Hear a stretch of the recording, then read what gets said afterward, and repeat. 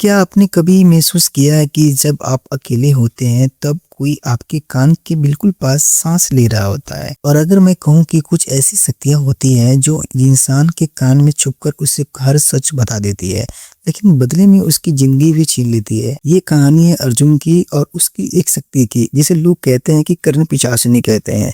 रात के 2:15 बज रहे थे। अर्जुन ने आंखें खोली। रूम अंधेरा था। फैन की आवाज बाहर हल्की हवा की तरह आ रही थी। फोन वाइब्रेट था और लोगों की चारों तरफ हल्की हल्की मौसम ठंडी हो रही थी। हेलो दोस्तों, मेरा नाम है सेलरस। आप लोग देख रहे हो द मधुकर फाइल्स। आप लोग से उम्मीद है कि पिछली वीडियो की तरह इस वीडियो पे कुछ ज़्यादा सपोर्ट दिखाएं। तो ऐसी हर दिन मैं आप लोगों के लिए एक नई नई कहानियाँ आप लोग को एंटरटेनमेंट कराने के लिए चैनल पे लाता रहूँगा। एक अननोन नंबर था। नॉर्मली वो सब इग्नोर करता था, लेकिन आज उसने रिसीव कर लिया। दूसरी तरफ सिर्फ सांस की आवाज़, गहरी, धीमी, अजीब। हेलो, कौन? 5 सेकेंड साइलेंस था। फिर उधर से कोई आवाज़ नहीं आया। फिर एक औरत की धीमी आवाज, मैं तुम्हें देख रही हूँ। फिर उसके बाद को कॉल कट हो जाता है। अर्जुन बालकोनी की तरफ भागा और नीचे रोड खाली था, लेकिन उसने महसूस हो रहा था कि कोई जैसे सच उसे कानों में देख रहा हो, उसी कानों में कोई आवाज डाल रहा हो। उस रात वो सही पाया। अगली रात वो एक अजीब जगह खड़ा था। चारों तरफ अंधेरा ही अंधेरा था। धुंध घेरा हुआ था। पीछे से किसी ने उसके कान के पास फुसकारा, अर्जुन। वो मुड़ा, पीछे मुड़कर देखा। लंबी औरत, सफेद फीकी स्किन, लंबे काली बाल और लाल जटिल आंखें उसकी नजर आ रही थी। इसको देखने के बाद अर्जुन को रोंगटे खड़े हो जाते हैं। उसकी मुस्कान कानों तक फैली हुई थी। मैं कर्ण पिशाचिनी हूँ, उसने कान के पास आकर कहा। मैं तुम्हें सब कुछ सच बता सकती हूँ, हर राज, हर धोखा। बस मुझे अपने करीब आने दो। अर्जुन चीखना चाहता था, पर उसके गले से उसकी आवाज नहीं निकली। उसके कान तो छूला हुआ था। अर्जुन नींद से उठ गया। सुबह कान के पास हल्का नीला निशान था। कर्ण पिशाचिनी क्या होती है? एंशियंट तंत्र टेक्स्ट के मुताबिक कर्ण पिशाचिनी एक ऐसी शक्ति है जो इंसान के कान में रहकर उसे भविष्य बताती है, लेकिन धीरे धीरे वो उसका दिमाग कंट्रोल कर लेती है। इंसान सबसे दूर हो जाता है और आखिर में ये तो पागल हो जाता है या फिर वो मर जाता है। अर्जुन का गला सूख गया था। उस रात आवाज फिर से दोबारा आई, कल ऑफिस में राजेश तुम्हारा आइडिया चुरा लेगा। नेक्स्ट डे मीटिंग में राजेश ने वही देखा, प्रेजेंट कर दिया। एग्जैक्ट सेम चीज जैसे कर्ण पिशाचिनी ने उस अर्जुन को उस रात कान में आकर बताया था। सेम चीज वैसा ही हो रहा था जैसा वो कर्ण पिशाचिनी चाहती थी। सेम वही प्रताप, वही जिंदगी में इसके साथ ढल रहा था। अर्जुन को खून जम गया था। रात को आवाज बोली, मैं कहा था मैं झूठ नहीं बोलती, मैं तुम्हारी हेल्प कर सकती हूँ, मैं तुम्हें सब कुछ बता सकती हूँ जो तुम्हारे आने वाले समय में तुम्हारे साथ हो सकता है। अब हर रात वो कुछ न कुछ बताती, कुछ कौन है दुश्मन, कौन धोखेबाज है, कौन फेक फ्रेंड है, हर बात सच निकलती थी। अर्जुन उस पर डिपेंड होने लगा, धीरे धीरे उस पर आश्रित होने लगा। वो हर बात कर्ण पिशाचिनी की मानने लगा। लेकिन एक प्रॉब्लम थी, वो सोने से उसे डर लगता था। वो सोने जब भी जाता था उसको डर लगता था कि क्या आज भी मेरे साथ कर्ण पिशाचिनी मेरे साथ सोएगी या मेरे साथ कुछ अच्छा बर्ताव करेगी या गलत बर्ताव करेगी, क्योंकि हर रात वो हर करीब आ रही थी। एक रात अर्जुन को महसूस हुआ कि वो सिर्फ सपने में ही नहीं, बेड के पास कोई बैठा है।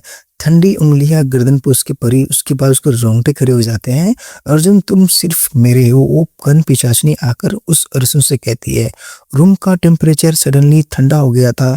लाइट्स फ्लिक कर रहे थे। वो अब सब क्लियर लग रहा था, मानो कि कर्ण पिशाचिनी उसके बगल में बैठी हो और उसके गले पर अपना उंगली रखी हो। अर्जुन ने लोगों से मिलना कम कर दिया था। वो हर दिन कर्ण पिशाचिनी के साथ बिताने लग गया था, उससे बातें करने लगा था। माँ का फोन आया, बेटा सब ठीक है? उस रात आवाज बोली, वो तुम्हें समझ नहीं सकती, सिर्फ मैं समझ सकती हूँ, तुम उसके पास मत जाना। स्लोली अर्जुन सबसे अलग हो गया। कल रात 3 बजे टेरेस पर आना, मैं अपना असली रूप तुम्हें दिखाऊंगी। वो कर्ण पिशाचिनी अर्जुन को अपने छत पे मिलने के लिए उससे बुलाती है और ये कहती है कि मैं तुम्हें अपना असली रूप दिखाऊंगी, अगर तुम मुझे देखना चाहते हो तो टेरेस पे आ जाना। अर्जुन रात को टेरेस पे 3 बजे पहुंच जाता है। तेज हवा चल रहा था। चारों तरफ अंधेरा ही अंधेरा छाया हुआ था। धुंध के बीच वो उभरी इस पर ज्यादा डरावनी लग रही थी। आंखें लाल, तीत लंबे। अब तुम्हें वापस नहीं जा सकते, उस कर्ण पिशाचिनी ने अर्जुन से कहता है। ये सुनने के बाद अर्जुन के रोंगटे खड़े हो जाते हैं। बिल्डिंग के नीचे एक लाश मिली। पुलिस आई, सारे लोग शॉक हो गए थे। लाश राजेश की थी। गिर कर मरा हुआ। लेकिन टेरेस पर सिर्फ अर्जुन गया था और अर्जुन को याद नहीं उस रात क्या हुआ। अब आवाज दिन में भी आने लगी, उससे मत मिलो, ये झूठ बोल रहा है, ये तुम्हें मारना चाहता है। अर्जुन अपने आप से बात करने लगा। मिरर में अपनी परछाई कभी कभी मुस्कुराती हुई दिखती थी, कभी कभी रोती हुई दिखती थी, जबकि वो नहीं मुस्कुरा रहा था। वो चाह कर भी जो चीज नहीं करना चाहता था उससे वही चीजें होने लगी थी, मानो कि कर्ण पिशाचिनी ने उस अर्जुन को अपने वश में कर लिया हो। डिस्परेट होकर अर्जुन एक तांत्रिक के पास गया। तांत्रिक ने उसका हाथ पकड़ा, तुरंत छोड़ दिया। बहुत देर हो चुकी है, वो तुम्हारे कान में नहीं तुम्हारे अंदर रहने लगी है। अर्जुन रोने लगा। क्या हो, मैं बच नहीं सकता हूँ उस तांत्रिक बाबा से, अर्जुन ने पूछा। तांत्रिक बाबा ने कहा, एक तरीका है, लेकिन उसमें तुम्हें उसका सामना करना पड़ेगा। ये सुनने के बाद अर्जुन और भी ज्यादा डर जाता है।